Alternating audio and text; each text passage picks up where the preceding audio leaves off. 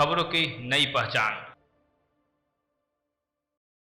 महाप्रबंधक अनिल कुमार मिश्रा निरीक्षण में पहुंचे भागा रेलवे स्टेशन। वहीं महाप्रबंधक के आने से पहले भागा स्टेशन में सफाई के साथ साथ रेल पुलिस के द्वारा सुरक्षा के कड़े इंतजाम कर दिए गए थे। वहीं भागा पहुंचते ही महाप्रबंधक अनिल कुमार मिश्रा का स्वागत आदर डीआरएम एवं रेल स्टेशन मास्टर के द्वारा किया गया। वहीं रेलवे के कई अधिकारी मौजूद रहे। वहीं महाप्रबंधक की सुरक्षा में भारी मात्रा में भोजोडी आरपीएफ एवं विभाग के जुड़े कई अधिकारी मौजूद रहे।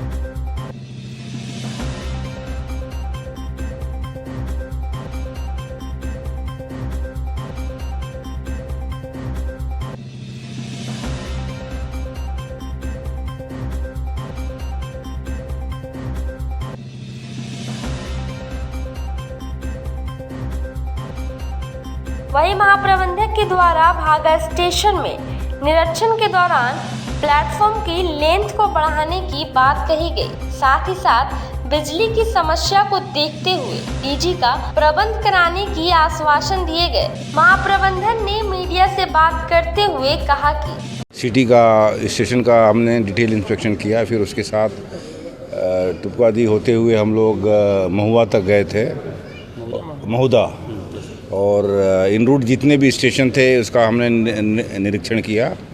और जो passenger amenity point of view से हमने देखा जिसमें सुधार करनी है, हम लोग सुधार करेंगे। और भागा स्टेशन भी इम्पोर्टेंट स्टेशन है। ये अमृत स्टेशन में ये स्टेशन कवर भी है। और आप लोगों ने देखा होगा कि जो इसके एंट्रेंस में जो स्टेशन बिल्डिंग है उसको एक्सटेंड करके हम लोग वहाँ पे पैसेंजर्स के लिए वेटिंग हॉल बना रहे हैं। और स्टेशन में ऑलरेडी सभी सुविधाएं यहाँ पे उपलब्ध हैं। प्लेटफॉर्म लेंथ थोड़ा छोटा है, उसको भी हम लोग एक्सटेंड करेंगे ताकि जो भी यहाँ फुल लेंथ ट्रेन रुकती है, जैसे ननकाना ट्रेन जो यहाँ रुकती है, उसके सभी कोचेज जो है प्लेटफॉर्म पे रहे। तो ये स्टेशन का रखरखाव भी ठीक है और ऐसी कोई कमी नहीं है। आपके भी हिसाब से मुझे लगता है कि कोई आप इस स्टेशन में कमी नहीं बदलाएंगे। सर, यहाँ पे अभी लॉकडाउन में जो लोकल किराया जो बढ़ा दिया गया था 30 रुपये कर दिया गया है। और ट्रेन वही है, ट्रेन में रेट दो तरह का यहाँ पर लिया जा रहा है, फुल गाड़ी में वही, स्टॉपेज वही, सब वही। देखिए, फेयर फिक्स करने का डिसीजन रेल मंत्रालय के पास है और वो फेयर जो है पूरे पैन इंडिया डिसाइड के लिए एप्लीकेबल होते हैं। और ऐसा नहीं है कि केवल इसी स्टेशन पे या केवल आद्रा डिवीज़न में या एसीआर में फेयर सुनिश्चित किया गया है। ये पूरे भारतीय रेल में किया गया है। और इस तरह के जो भी आपके सुझाव हैं हम लोग आगे उसको बढ़ाएंगे ताकि अगर उस पर विचार किया जा सके। लोगों की मांग है सर, जैसे शालीमार ट्रेन जो है वो घंटों रुकी रहती है भोजपुर में। एक गणभित्ता EMU गाड़ी है, वो भी रात में रुके, दूसरे भागा तक चलाया जाए, इसकी मांग लोगों के यहाँ पर। ठीक है, उसको एग्जामिन करा लेंगे। उसके लिए फैसिलिटीज़ भी चाहिए, जैसे गाड़ी आके यहाँ पे रोक दिया तो प्लेटफॉर्म ऑक्यूपाई रहेगा, तो हो सकता है कि पिछले गाड़ियों को रास्ता न मिले।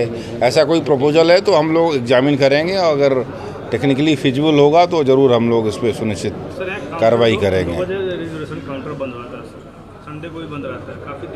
नहीं, जो काउंटर खोलने का उसमें ये है कि करीब 150 या 150 है ना, 150 एक शिफ्ट के अंदर अगर से ज़्यादा रिजर्वेशन होते हैं तो 2 शिफ्ट में काम किया जाता है।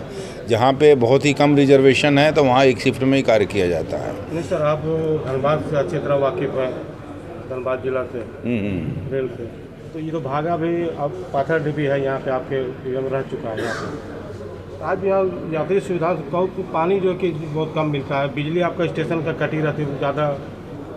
भागा स्टेशन की बात कर रहे हैं आप? नहीं, ऐसा हमारे हर स्टेशन पे DG सेट भी है और हम लोग चेक कराएंगे। अगर इस तरह की कोई प्रॉब्लम है तो DG सेट होना चाहिए, हम लोग सुनिश्चित करेंगे ताकि अगर स्टेट इलेक्ट्रिसिटी बोर्ड की सप्लाई जाए तो DG सेट पे स्टेशन पे लाइट हो। और उसके अलावा जो हम ET सप्लाई है जो हमेशा वो उपलब्ध रहती है, उसमें कुछ मिनिमम लाइटिंग देते हैं, तो इसमें दिया हुआ है ना ऑलरेडी। तो ऑलरेडी 30% लाइट जो है, जब अगर लोकल चली भी जाती है तो 80 पे रहता है। उसके साथ DG बैकअप भी रखा जाता है ताकि कोई लॉन्ग इंटरप्शन हो तो पैसेंजर ट्रेन आते टाइम डीजी सेट यहाँ ओवर ब्रिज का कई मरतबा टेंडर हुआ, कई बार ये हुआ, लेकिन बन नहीं पा रहा अभी तक ओवर ब्रिज का। क्या समस्या है लोगों की? बहुत दिक्कत हो रहा है। रोड कौन सा AM34 वो लेवल क्रॉसिंग आज लगभग Alignment- 7-8 साल हो गया सर।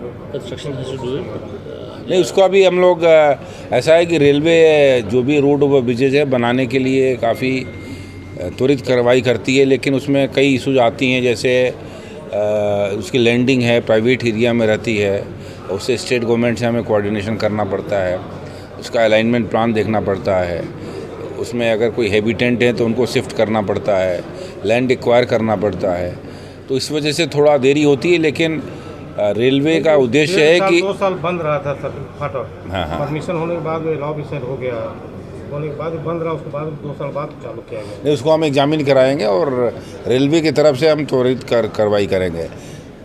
रेलवे का मुख्य उद्देश्य है कि सुरक्षा को बढ़ाना, और उसके लिए लेवल क्रॉसिंग गेट एक इम्पॉर्टेंट सेफ्टी एस्पेक्ट है जिसको हमें ख़त्म करना है।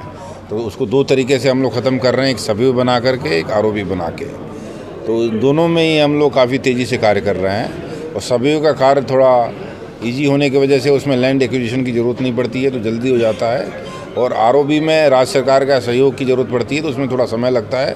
लेकिन जो भी आपने आरओबी का बतलाया उसके ऊपर हम लोग उचित कार्रवाई करेंगे। सर लगातार रेक पॉइंट सर यहाँ मतलब कटिंग किया गया, लगातार जो रेक पहले आता था उसके अभी दम ना के बराबर हो गया, जिसके कारण लोगों में बेरोजगारी फैल गई। इसको लेकर सर कुछ आपके तरफ से पहल हो पाएगी? नहीं, जैसे ऐसा है कि गुड शेड या साइडिंग में रेक प्लेसमेंट करना वहाँ के लोकल जो भी गुड शेड ऑपरेटर हैं या साइडिंग ऑपरेटर है उसके ऊपर डिपेंड करता है। तो अगर कमोडिटी होगी तो ज़रूर रेलवे देगी, और रेलवे ताकि रेलवे की उससे फ्रेट अर्निंग इम्प्रूव होगी, तो उसमें रेलवे की तरफ से कोई कमी नहीं है। अगर मान लीजिए कोई गुड शेड ऑपरेटर में कोई रॉ मटेरियल लाने वाला नहीं है या बुक करने वाला नहीं है, तो वहाँ पे दूसरी जगह चले गए, तो फिर उसमें रेलवे कुछ नहीं कर सकती है। लेकिन अगर इस तरह के जो भी यहाँ पे इस तरह के ऑपरेटर हैं, अगर वो यहाँ पे कंसाइनमेंट लाना चाहते हैं, यहाँ से ले जाना चाहते हैं, तो उसके लिए हम लोग रेक का व्यवस्था करेंगे। इसमें रेलवे साइड से कोई कमी नहीं है। चलिए।